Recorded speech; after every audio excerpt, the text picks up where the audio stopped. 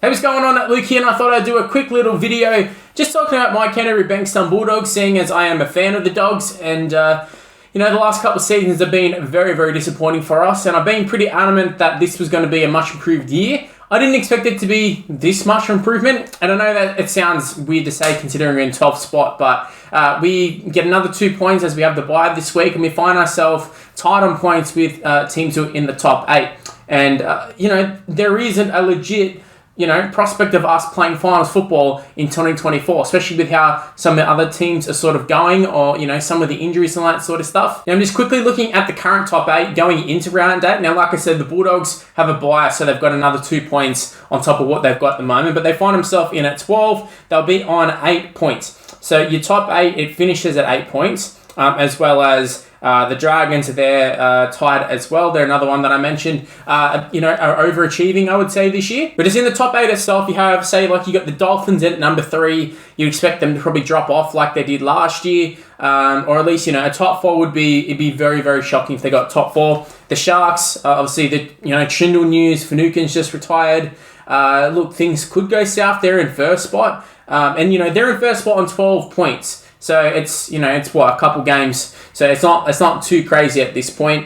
You got the Sea Eagles who are very hot and cold. The Broncos you think would stay there. Panthers you think would stay there. Storm probably stay there. The Raiders, long-term injury to Fogarty. You think they will probably drop off at some point. I mean, it's sort of surprising at the start of the season to have them in the top 8, let alone, sticking around there now that Fogarty is out injured. But, I mean, they keep plucking out these youngsters and, they keep producing Ethan Stranger stuff, so maybe. And then you got the Cowboys who have been super underwhelming, and obviously the Dragons usually start the season strong and they fall off. Other teams as well. The Warriors have been quite disappointing. Roosters disappointing.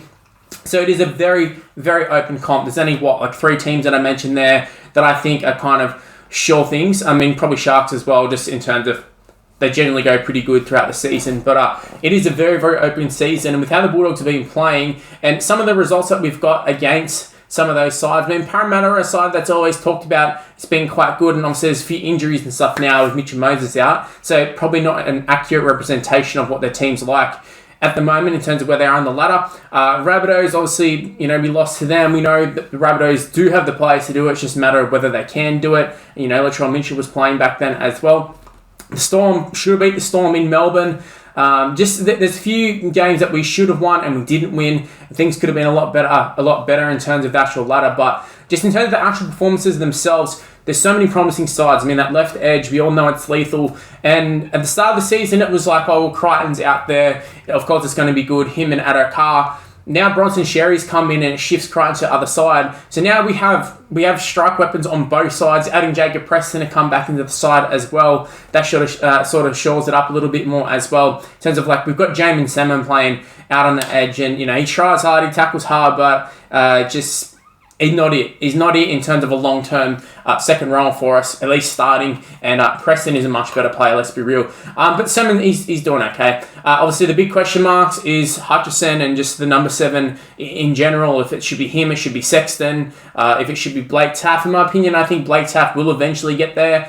I think they'll probably stick with Hutchison for the time being. Serrato seems to value defence, and obviously Hutchison's a big body. And, for what he lacks in attack, probably does make up for it in defence if we're being completely real. Obviously, they are going to score a few tries here and there through him, but I think Hutchison's kind of known as a pretty good defender. Decision-making in terms of attack isn't great, but he does seem to sort of direct the team around pretty well. So I'm sure there's plenty of stuff that we don't see about Hutch, but I would like to see Blake Taaffe get the number 7 at some point, or at least get some significant game time, because, I don't think he's going to get the fullback role. Connor Tracy looks amazing at fullback. Just the backline in general looks absolutely lethal. There's no weak links, and really in terms of the actual team itself, the only weak link is really the number 7. We've had plenty of injuries, so even compared to last year where we had a lot of injuries, and it really brought us down. We had long-term injuries. Kickout's out. Thompson missed most of the season. It's actually funny to think about how many players are gone from last year. But essentially last year we missed a lot of players through injury, and this year's not been too much better, but it's just we've adapted well. And for all the talk of you bought all these utilities and all that sort of stuff, it's worked out pretty well for us, to be honest with you. Obviously Kurt Mann's looked fantastic when he plays. He's out injured at the moment. But, you know, we've just been able to shift players. Jamin Seaman, you know, can play a lock, play back row, at a touch, can play in the halves as well if needed, can cover the centres, all that sort of stuff. So there's a versatile guy. And, like, it's come in handy as well when we've had guys like Josh Addo-Carr. First 2 games he played, gets knocked out, gets injured. So we had to shift players. But yeah, Josh Addo-Carr's come back to the team. He looks a lot bigger. Just even in terms of like the players we've got, the star players look better than what they have in previous years as well. So the team is getting better. Not only have we recruited well, but just the players that we've got have all stepped up another notch too. So it is nice to see us developing and getting better, and it's only going to get stronger, I think, as the year goes on. As you know, you guys like Bronson Xerri gets more game time and they get, you know, a little bit more cohesion. It's probably something that wasn't really talked about last year. Was, you know, we had Remoney come in, we had Hayes at Perham at the back.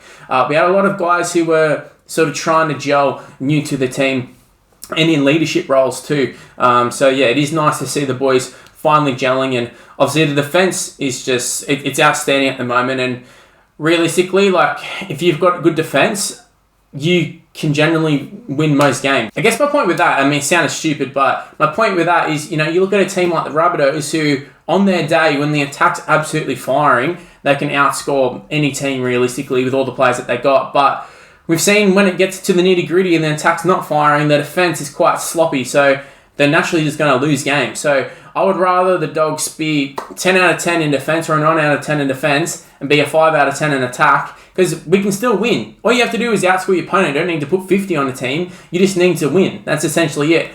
So, yeah, the fact that we're getting the defense right early on, and you would imagine just with the talent we've got in the side, the points are going to come. All right, like you got Stephen Crichton, try scorer. Josh Addo-Carr, try scorer. Bronson Xerri, try scorer. Kraz, try scorer. Like, we've got all these guys who are just out and out try scorers, even in like back rows. Preston scores a lot. Kick-out scores a lot.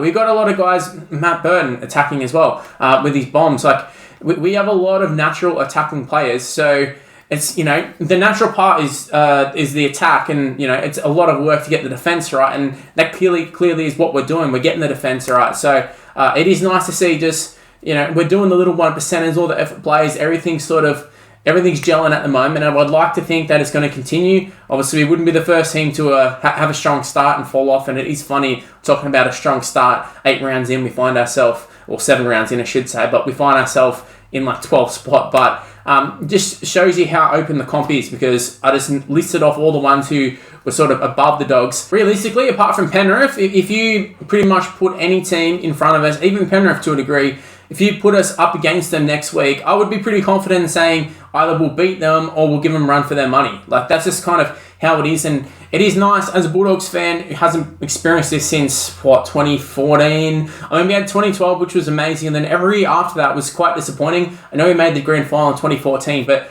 the actual style of play wasn't great. And we came from 8th spot to make the grand final. So it wasn't like we're smacking teams every week and, you know, we made the grand final and we're dominant. We were like the team considered lucky to make the grand final. And then since then, obviously, we made the 8. We sort of snuck in a few times, and then honestly, we just didn't make the 8 for years and years and years. And, you know, we weren't really looking like getting any better. We're making a host of signings every year, and we're getting talked about how, you know, we couldn't afford this player. And then when we were signing players, we're signing big, you know, guys on big money who just weren't living up to it. Your Tavita Pangai, your Koff Flanagans, your Luke Thompsons and such. Like, we're paying premiums for these guys. Look at Luke Thompson. He was a guy who barely played for us, signed as legitimately one of the most highest paid forwards in the game, maybe the highest paid prop, and obviously didn't play like it. And, you know, when he did play, he was just okay, and then spent most of it on the sideline injured, so or suspended, I should say, as well. But yeah, it's like we've